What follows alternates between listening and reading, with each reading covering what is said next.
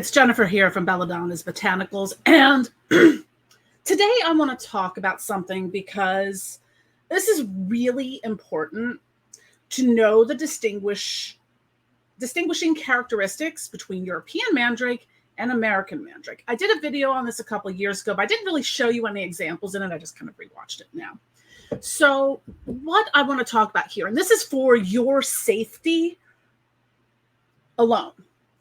There is a huge difference between American Mandrake and European Mandrake. And I mean, I was just in a store the other day. If you can buy it in a store, it is not American Mandrake, or is not European Mandrake. Especially if you're getting it for like $2, $3, $5 an ounce, something like that. That is American Mandrake. It may even be labeled by its official name, Mandragora officinalis or autumnalis, and still be American Mandrake. And you're probably thinking to yourself, well, what's the big deal, Jen? Well, if you're using this for anything that would involve like a flying ointment experience for the entheogenic properties, you want European Mandrake. If you really enjoy shitting yourself and vomiting copiously, American Mandrake, that's what it's good for. It's a good purgative. And I'm not being overly dramatic in this. By all means, if you want to throw up copiously, I don't. I'm a vomitophobe. I think the technical term is emetophobe. But you're not going to get the same results. And I want to show you how you can visually tell the difference, because a lot of the wholesale suppliers for like what you see in occult shops and botanicas and metaphysical stores and things like that won't even know themselves. You might get something labeled Mandragora officinalis that is not it. So I want to show you, I don't have any whole roots. Now, whole roots are very expensive. A whole root can be several $100s, unless you're growing your own. I'm talking about, I mean, if you're growing your own stuff, I assume you know what you're doing. But I want to show you what European Mandrake looks like. I have one place I get European Mandrake from, and I have to physically call them on the phone to order it. So I get it in, this is kind of what my jar looks like. I get it in chunks like this. It is very hard to cut. I bought a handsaw and couldn't even cut it. Like the best I can do is put it in like a plastic bag and smash it with a hammer. So, and I have an industrial grinder. So there are some roots that are very hard. European Mandrake and John the Conqueror root, like I can't even hammer John the Conqueror root. It's that hard. So this little piece here of Mandrake, what is this? This is about ½ an ounce and, 1.5, 2 inches long. This will run you for ½ an ounce. This is probably going to be about, from the place I ordered, about $12.50.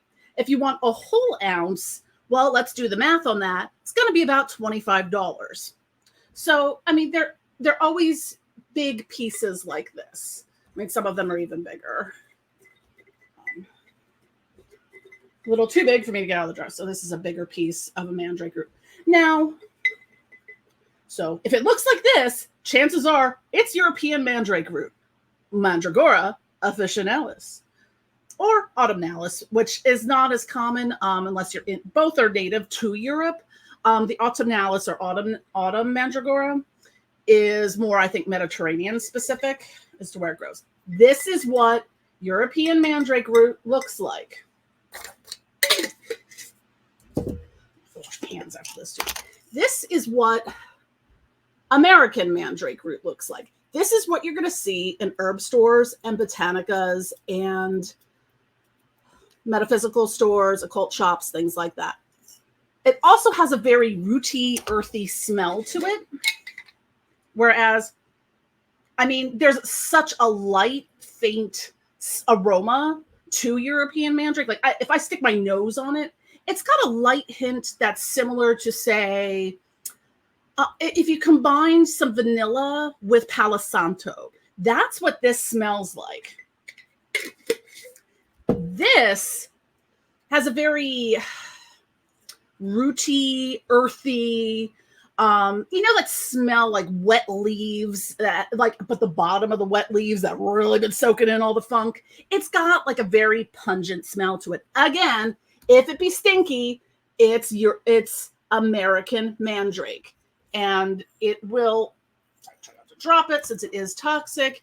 It looks like this. Now, as I discussed in the first video I made on this, make sure I didn't spill any, because I don't want my cats to eat it. Although they're pretty good with that stuff. So just to give you the TLDR recap of the differences, not only visual, European, American. So European Mandrake, whether it is the officinalis or autumnalis, is of the Solanaceae family, which is the botanical family that your nightshades come from. It's also called the nightshade family. This is where we get belladonna and datura and henbane from, and eggplants and tomatoes, but who's counting? So this European Mandrake is the one that's highly aphrodisiac, got those fun tropane alkaloids in it that are going to give you that are used in flying ointments, like atropine, hycosamine, scopolamine, those types of things. There are a lot of different uses for it, but I'm not getting. I think I got into it a little bit more in the first video I did a few years ago. I really just wanted to visually show you the difference because it drives me crazy. And I know not everyone who owns a metaphysical shop or botanica is an herbalist, and that you're not going to know, especially if things come to you that aren't labeled correctly. And it's really important that when you're getting something like this, that you're actually getting the right thing. If you're getting it from Azure Green or any of these big, occult suppliers, it's not European Mandrake. And your coven may be getting this. Your, all of these things, you may have friends that use it. It's probably still not European Mandrake. And I'm thankful that back when I first started dabbling in making flying ointments about 4 years ago, that my beloved Amy Blackthorn informed me of such. Because you know what I would have done? I would have assumed this was the Mandrake I needed and used it in a flying ointment, and then wondered why I had thrown up for the first time in over 10 years. So for that, I am very thankful. But you really need to know and understand, and please don't ever buy these things on Amazon. I don't care what country you're in at Amazon. I do not trust it 100% because I have ordered herbs on Amazon that have turned out to not be what they were. I was low on patchouli once, needed to get it faster. And sometimes patchouli is hard to find at certain points in time of year. Ordered some patchouli from some, Chinese company or whatever on Amazon. I don't know what it was. It was labeled patchouli. It did not smell like patchouli. It did not look like patchouli. I have no idea what it was. It got returned because I'm like, I'm not putting this in something. I don't know what this is. So I want you to be safe and know the differences in what you're doing because, both are toxic. Don't get me wrong. Nightshades are notorious for that. It's just, do you want like a fun entheogenic experience, or do you want to be evacuating from both ends? Because if you're expecting a great aphrodisiac experience or a great, entheogenic experience and got it coming out both ends, kind of gonna ruin the mood.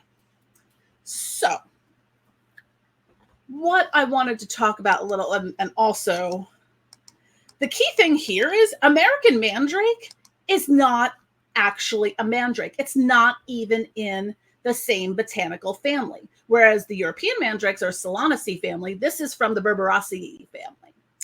And furthermore, whereas the botanical name or scientific name or Latin name is Mandragora officinalis, American Mandrake root, which is also called Mayapple, is Podophyllum petalu. I can never pronounce it right. Peltatum. Peltatum? I don't know. Got weird names. Anyways, because they're all Latin names. But if it's labeled correctly, it will have that name on it. I get my American Mandrake root from Penn Herb Company. And, it says on it, like, I forget if the bag says American Mandrake root or Mandrake root on it. And it has, I believe, the botanical name, or at least on the website it does. Let's see. Let's test this theory. So, because I, like, as someone who works with these types of herbs, I want other people to be safe. And I don't want you watching these videos and then going, oh, I'm going to go to the store. I found some Mandrake root, and you get violently ill from it. So yeah, on their website, it does say Podophyllum, peltatum, mouthful. So again, an ounce of that on here is $4.45, and a pound of it is $42.50 at the time I'm recording this. So a pound of this, if it's $25 an ounce, I'm terrible at math. So 25 times would be about $400. That should there indicate the difference. I don't see European Mandrake root available in very many places. I know of maybe one person that occasionally will have it, or will be selling like whole roots of it. And then the farm in New York I get mine from, that I have to physically call them for. So it is very hard to find a lot of these, ethnobotanical herbs, especially if they have these entheogenic properties to it, because not all places carry them. Because as we know, how many issues I've run into with having my flying ointments delisted from places, with having payment accounts suspended. I actually had a conversation with the woman at the farm. We're just like, oh my God. Because we all have to deal with the same things, like, having your credit card processing company drop you for selling these types of herbs and stuff, even though they are perfectly legal in the United States. So that's what I wanted to. And there are uses for Mayapple or European Mandrake. And what is it good for? Let's see. It can be used for protection. And here's the key ingredient. It's much more toxic than European Mandrake root. Hence the vomiting and purgative unpleasantness. So otherwise, with this being used for protection, sometimes I use it in things where I just need like the spirit of toxic plants, like doom powder or something, like, or doom oil. It's associated with mercury, the element of fire. Also can be used in money magic, but again, this is not something I use very often because of it being toxic, and it doesn't really have a whole lot of uses for it, as opposed to our friend the European Mandrake root, which aphrodisiac, associated with the devil. It's traditionally been placed on the witch's mantle. It's been used in love spells. It's actually good for the prevention of demonic possession. Fun fact. It's used to protect the soul from malefic energies and entities. You can also use it in curses and hexes. I feel like it's a little expensive for that. So unless you really, really want to curse someone, there are far other things that are less expensive and accessible if you want to do that baneful magic with it. I don't even know what that means. I'm just looking at my little document here where I kind of have everything. You can use it in a variety of ways. I think I said love magic, sex magic. It could be used in divination.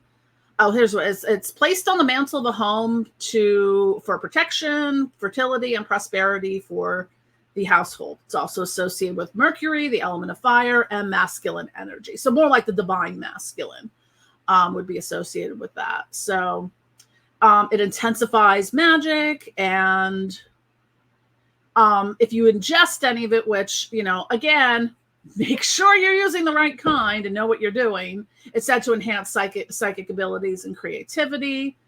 It's also, like many of the other nightshades, it's also good for chronic pain, acute pain, joint pain, muscle, nerve pain, helps sleep issues, anxiety, and libido issues. And, I think I mentioned earlier, it's got the tropane alkaloids in it, atropine, hycosamine, and scopolamine. And,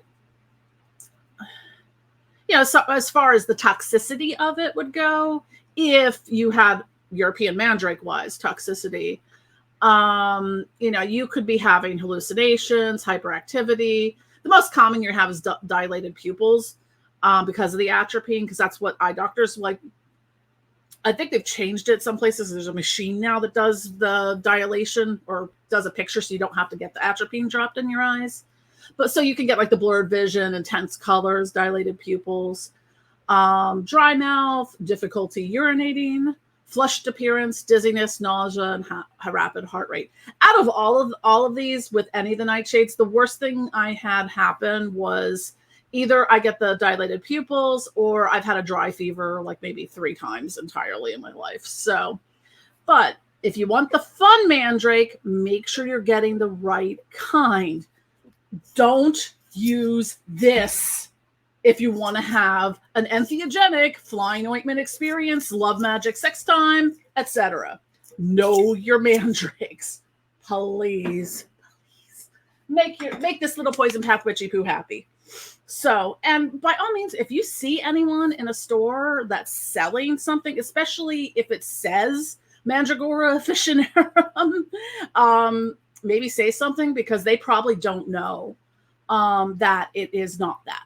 Because if I went to a you have to go by what's on websites, and when you're ordering things wholesale, if they say it's that, how would you know? I don't think people are selling it to intentionally cause harm. They just don't know. I've done a lot of research and I'm highly educated in this area, so trust me. European Mandrake good, American Mandrake bad. Now you know. Love you all. Don't forget to click like and subscribe.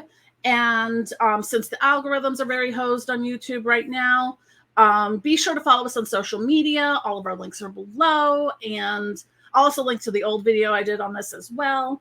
And be sure to sign up for our e-newsletter too, because you'll be kept abreast of all like our latest sales, product drops, new videos, etc. So anyways, thanks for watching. Love you all. Bye.